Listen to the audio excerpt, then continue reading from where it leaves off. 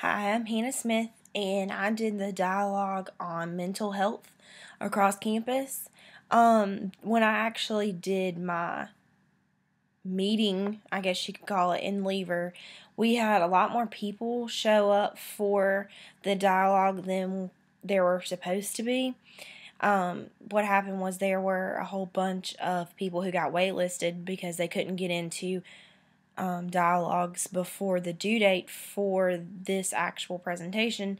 And so when they showed up, the facilitators for our group, they just let them stay. It worked out. There were just a lot more people in the room than there should have been. What the facilitator said was there were supposed to be probably 25 kids at max, and there were a great number, close to 40, I would assume.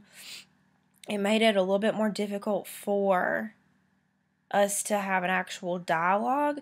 We had more people.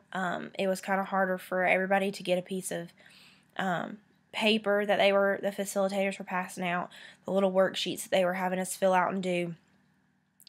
We had a lot less time to actually get to know each other, to kind of personally sit down and reflect with each other.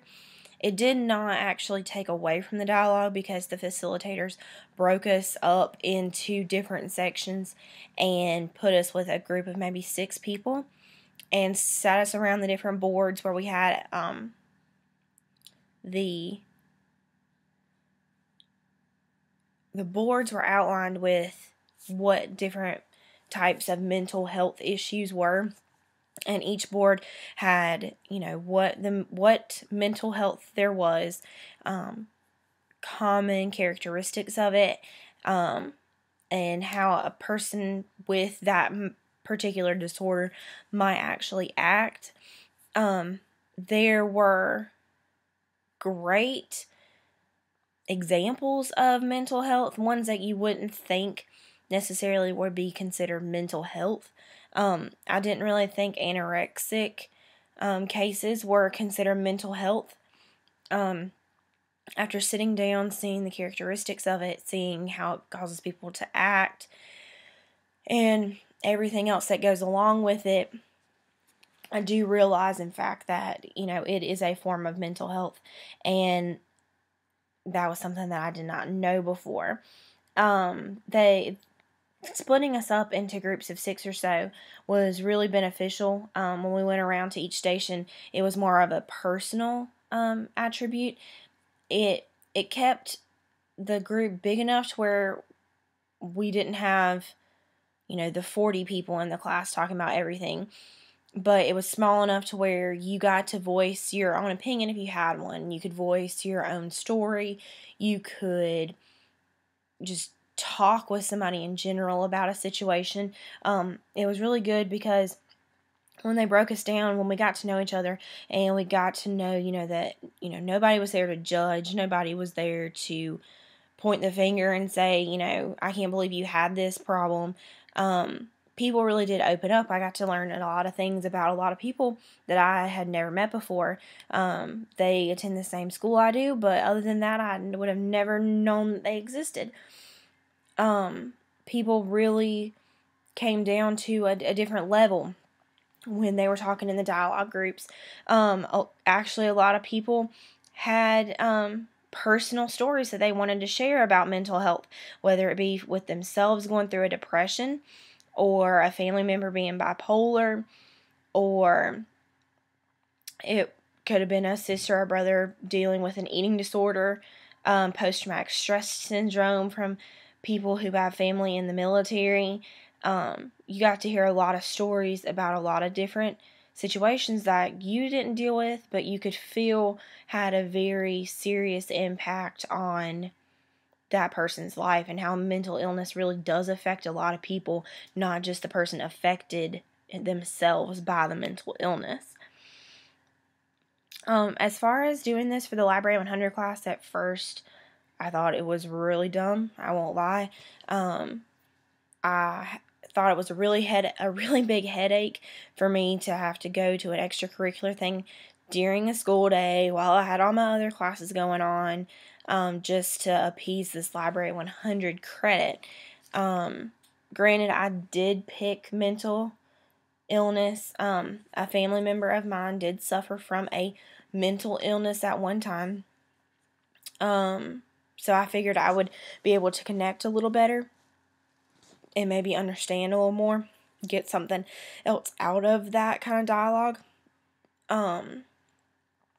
In fact, I really did. I enjoyed the dialogue. The facilitators were great. They got us in and out.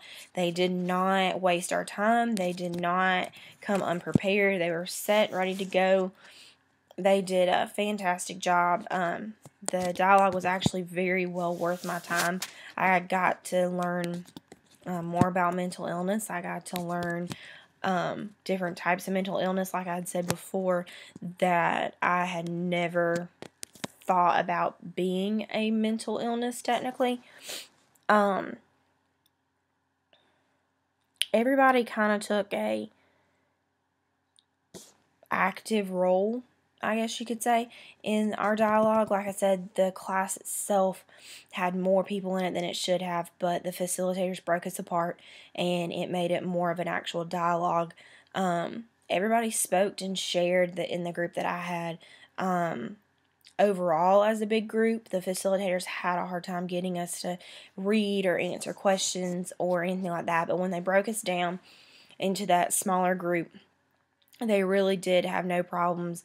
The facilitators actually walked around. They sat in on each different group at one point or another as we were moving around the room. And they sat down, made sure that we were doing what we were supposed to, not just sitting around talking about whatever. To both the facilitators, they helped as far as they voiced problems that they experienced themselves. One of the facilitators had a problem with depression. He was very open about it, very serious. He was willing to come forward with that kind of information to people he had never met before. So he had really beat his problem with depression. He can understand what it's like, and he would be a great person to go talk to if you feel like that you are depressed. Like I said, I met a lot of people that I would have never met, and they shared stories with me that I would never have guessed they would have shared with somebody that they had just met. Makes it well worth the time spent going to it. I enjoyed it. It was a pain, technically, to have to go through going to something on top of getting all the classes that I have done and taken care of. Of course, I understand everybody taking Library 100 has to do it. It's not something that is going to go away anytime soon, but at the same time, I do feel like that it's necessary. You know that it's not necessarily the most fun and active thing, but school in general and homework is not the most fun and entertaining thing to do. So I hope that I've answered all the questions that I'm supposed to. Thank you.